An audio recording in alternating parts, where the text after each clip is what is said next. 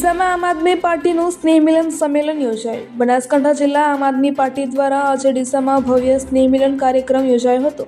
આ કાર્યક્રમમાં બનાસકાંઠા અને વાવથરાદ જિલ્લાના સેંકડો કાર્યકર્તાઓ અને હોદ્દેદારો મોટી સંખ્યામાં ઉપસ્થિત રહ્યા હતા। આમ આદમી પાર્ટીના નેતા રમેશ પટેલે કાર્યક્રમને સંબોધતા જણાવ્યું કે આવનારા સમયમાં બનાસકાંઠા અને વાવથરાદ જિલ્લામાં આમ આદમી પાર્ટીનું સંગઠન મજબૂતીથી ઊભું થઈ રહ્યું છે। હવે સમય આવી ગયો છે ભારતીય જનતા પાર્ટીને સત્તામાંથી દૂર કરી ખેડૂતો માટે જનઉપયોગી યોજનાઓ લાવવી જોઈએ। 2027ની વિધાનસભા ચૂંટણીમાં આમ આદમી પાર્ટી પૂરેપૂરી તૈયારી સાથે મેદાનમાં ઉતરશે અને ગુજરાતમાં પરિવર્તન લાવશે। રમેશ પટેલે વધુમાં જણાવ્યું કે છેલ્લા 30 વર્ષથી ગુજરાતમાં ભાજપની સરકાર ખેડૂતોનો અવાજ દબાવી રહી છે, ભ્રષ્ટાચાર વધ્યો છે અને સામાન્ય માણસને ન્યાય નથી મળતો। હવે લોકો માટે એકમાત્ર વિકલ્પ છે આમ આદમી પાર્ટી। તેમણે વધુમાં ઉમેર્યું કે હાલમાં બનાસકાંઠા સહિત સમગ્ર ગુજરાતમાં કમોસમી વરસાદને કારણે ખેડૂતોને ભારે નુકસાન થયું છે, પાક બરબાદ થયો છે અને અનેક પરિવારો મુશ્કેલીમાં છે। તેથી સરકાર તાત્કાલિક સર્વે કરાવી ખેડૂતોને યોગ્ય વળતર આપે તેવી અમારી માંગ છે।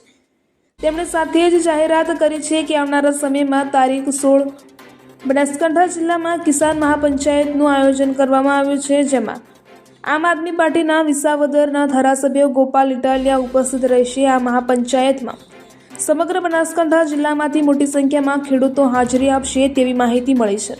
આ સ્નેહ મિલન સંમેલન કાર્યક્રમમાં બનાસકાંઠા જિલ્લાના પ્રમુખ, તાલુકા હોદ્દેદારો તેમજ કાર્યકર્તાઓ મોટી સંખ્યામાં ઉપસ્થિત રહી કાર્યક્રમને સફળ બનાવ્યો હતો। અહેવાલ ગૌતમ છત્રાલિયા, BNK ન્યૂઝ, ડીસા। આજનું સ્નેહ મિલન અને શું ખાસ વાત સંગઠનને આજે આમ આદમી પાર્ટી અને વાવથરાદ જિલ્લાના સ્નેહ મિલન કાર્યક્રમનું આયોજન કરવામાં આવ્યું।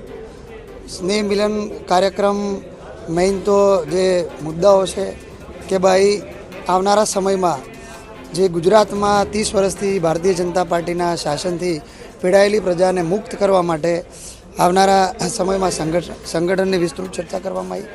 સાથે જે અત્યારે ગુજરાતમાં ચાલી રહેલું કડદા પ્રથા, જેના લીધે ગુજરાતના ખેડૂતો પરેશાન છે, તો એ કડદા પ્રથામાં અમે આમ આદમી પાર્ટી દ્વારા સુરેન્દ્રનગરમાં એક મહાપંચાયત કરવામાં આવી।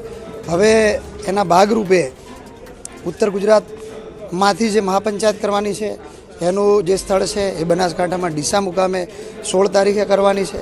આ મહાપંચાયતમાં જે કડદા પ્રથા ભાજપની ચાલી રહી છે અને જે ખેડૂતો હેરાન પરેશાન છે એમાંથી મુક્ત કરાવવા માટે અમારા આમ આદમી પાર્ટીનું જે શીર્ષ નેતૃત્વ છે, સ્ટેટનું સંગઠન છે, એ 16 તારીખે મહાપંચાયતનું આયોજન કરીશું। અને સાથે આવનારી સ્થાનિક સ્વરાજ અને નગરપાલિકાની ચૂંટણીની તૈયારીઓ કઈ રીતે કરવી એ બધું આજે ચર્ચા કરી અને એના આયોજનને પ્લાનિંગ કરવામાં આવ્યું।